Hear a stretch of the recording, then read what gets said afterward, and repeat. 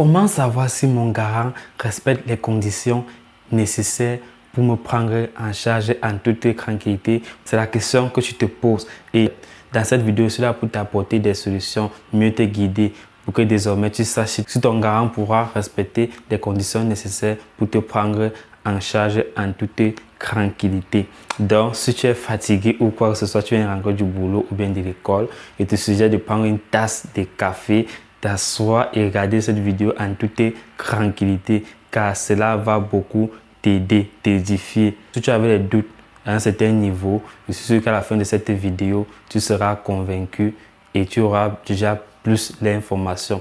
Car mes vidéos sont très pertinentes. Je partage les meilleures informations avec toi dans cette chaîne régulièrement.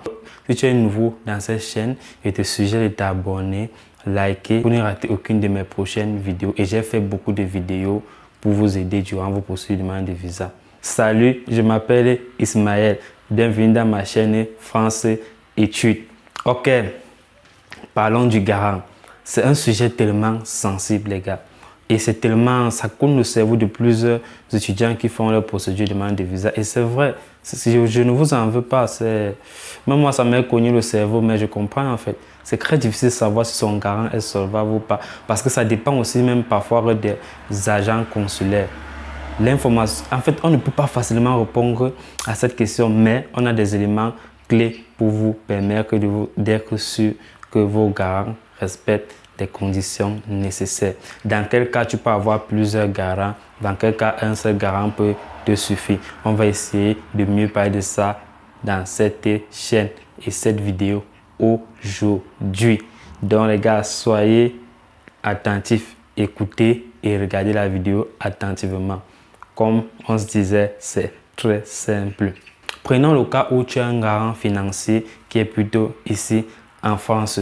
Ce qui est la plupart des gens, ils ont des garants financiers qui se trouvent plutôt en France ou bien en Europe de manière générale. Quelles sont les conditions pour que le garant t'héberge? C'est la question que je te pose régulièrement et fréquemment.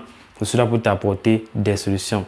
Avec des exemples simples, on va essayer de mieux se comprendre. Toi, tu es étudiant. On considère que tu n'as pas un hébergement à titre gratuit. Ça veut dire que quoi? Ton garant doit te fournir minimum 615 € chaque fin du mois. Et il doit vivre décemment. On se comprend. Imaginez-vous quelqu'un qui touche par exemple 1300 € le SMIC net en fait. Il a 1300 € et qui doit enlever par exemple 615 € pour les 2 chaque fin du mois. Et lui doit avoir combien? Il doit avoir sensiblement 600 quelque chose d'euros. Vous voyez? Et du coup, son loyer, c'est combien? Mais son loyer, c'est peut-être que 800 €. Parce que lui travaille déjà, il n'a pas d'aide au logement, il n'a généralement pas d'aide, ainsi de suite. Son loyer, c'est peut-être que 800 €. Il ne peut pas s'en sortir, les gars.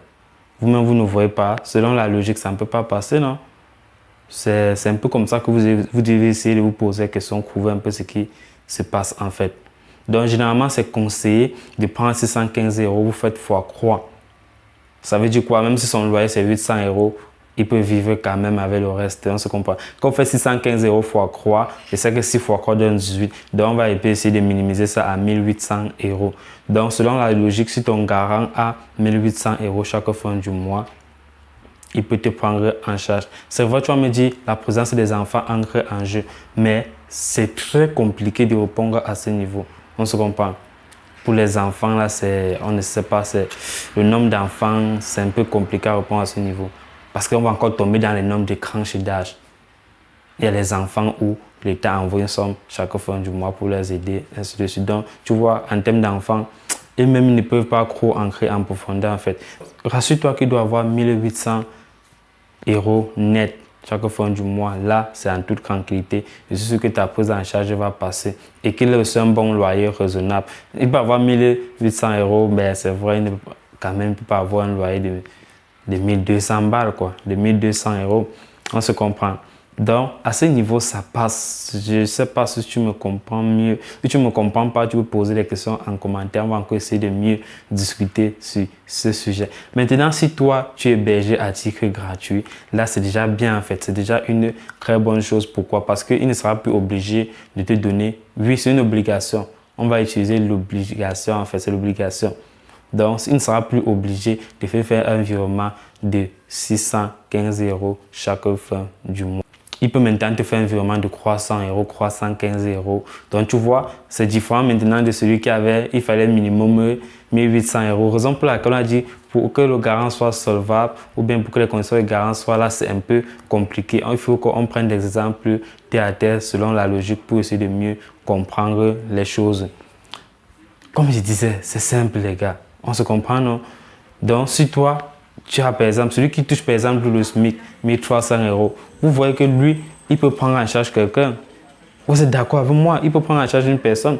Du moment où par exemple son loyer c'est peut-être 500 € et qu'avec 500 €, l'autre il vit peut-être seul, je ne sais pas, et il peut vivre normalement avec 500 € chaque fin du mois et il te donne 300 € chaque fin du mois, tu vois. Du coup, là, il peut respecter les conditions. Mais il y a une autre personne qui va venir là et qu'on doit verser 615 € chaque fin du mois. Il dit, ah ok, comme toi tu as eu le visa avec 1300 €, ton gars avec 1300 €, lui aussi, il peut avoir le visa comme ça, oubliant que tu étais déjà hébergé à titre gratuit chez une personne. C'est pour ça qu'on vous a dit, ne confondez pas les dossiers, soyez logique. Mettez-vous toujours, comme je dis toujours dans mes vidéos, mettez-vous à la place des agents consulaires.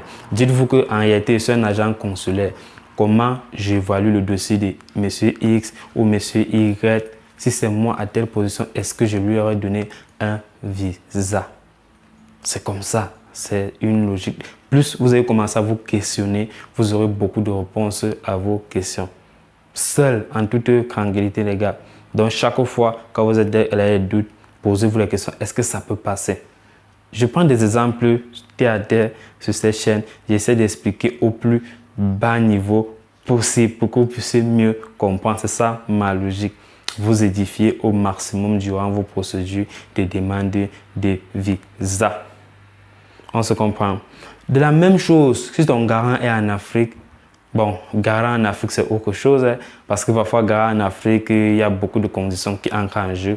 Si ton garant est hors de l'Afrique, rassure-toi que ça se passe pareil. Est-ce qu'il peut vivre décemment et il te prend en charge en toute tranquillité? C'est généralement les questions que vous deviez vous poser et résoudre. Il y a des solutions à cela, les gars. C'est facile de connaître ça. Donc, on se comprend, c'est relax. Ok. Si toi, tu es un garant, par exemple, qui touche 1300 €, tu es un garant qui touche 1300 € et que tu n'es pas hébergé à titre gratuit, tu as la possibilité de résoudre ce problème. Avec quoi? Tu peux utiliser 1, 2, 3 garants. Tu vois?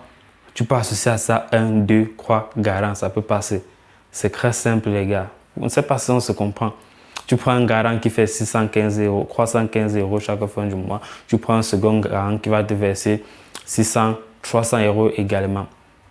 Là, ça va faire 615 € minimum. Et j'ai fait une vidéo sur les conditions là. Si tu te donnes 615 € chaque fin du mois et que tu as un loyer de 800 €, là, tu es dans les problèmes. Raison pour laquelle, si tu enforces ton loyer, ça joue aussi au niveau de la prise en charge. On se comprend. C'est très raisonnable. Si tu n'as pas encore regardé cette vidéo, tu peux toujours te suggérer de regarder ça parce que je mettrai ça à la fin pour que tu essaies de mieux comprendre dans quelles conditions il faut. Là-bas, il dit plutôt la somme qu'il faut bloquer au minimum pour avoir son visa. Mais les deux sujets sont en parallèle. Mais j'ai essayé de mieux détailler. J'ai essayé de séparer les deux pour que vous puissiez mieux comprendre les choses en question parce que mon but c'est de vous aider à avoir le visa en toute tranquillité. Ne pas trop douter. Ne pas risquer vos procédures de demande de visa pour rien. On se comprend. Cette chaîne, c'est comme ça que je fonctionne, selon la logique et des exemples. Si tu découvres cette chaîne, désolé les gars, c'est un peu... Quand je fais mes vidéos, j'essaie d'ouvrir un peu la fenêtre. C'est l'été, il fait chaud. Il fait déjà chaud. Donc, c'est le début d'été. Il fait déjà chaud. Donc, du coup, j'ouvre la fenêtre pour avoir aussi un maximum de lumière. On se comprend. Ok, je disais ceci. Si tu es nouveau dans cette chaîne, si tu découvres réellement cette chaîne, je te suggère de laisser un gros j'aime. Je vous suggère de laisser un gros pouce bleu, un gros j'aime. Ça ne vous coûte rien. Mais pour moi, ça joue beaucoup. Ça me motive à produire du contenu régulièrement pour vous. Car dans cette chaîne, je produis chaque semaine 3 vidéos pour vous les gars, pour vous édifier au maximum. Donc, à force de taper sur j'aime, le bouton j'aime, vous recommandez ma vidéo au maximum de personnes. C'est l'algorithme YouTube qui fonctionne comme ça là. Et les questions posées en commentaire, on va gérer. Si toi, tu es nouveau dans cette chaîne, je te suggère de t'abonner. Et tu vas rater rien dans mes prochaines vidéos. Tu seras édifié à coup sûr. Selon mon expérience et selon l'expérience de mes abonnés, ils sont satisfaits tout le temps. Ils posent des questions, je réponds à la seconde qu'il faut. Et j'écoute toutes les bonnes solutions pour eux. On se comprend. C'est une grâce que tu es tombé dans cette chaîne aujourd'hui. Ok, donc si tu as fini de boire ton café, tu vois, je t'ai dit de rester prendre une tasse de café et du coup ça va aller. Si tu as pris une tasse de café, là ça passe. Et j'espère que tu avais mis pause en prenant la tasse de café. Parce que si tu n'as pas mis pause et que tu reviens directement, c'est que tu as raté beaucoup de choses. Donc généralement ou prochainement, mets pause. Tu peux faire ta tasse de café, tu reviens, tu prends une note.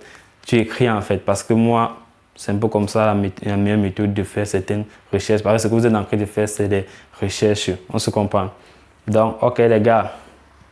On se capte dans les prochaines vidéos. Ciao.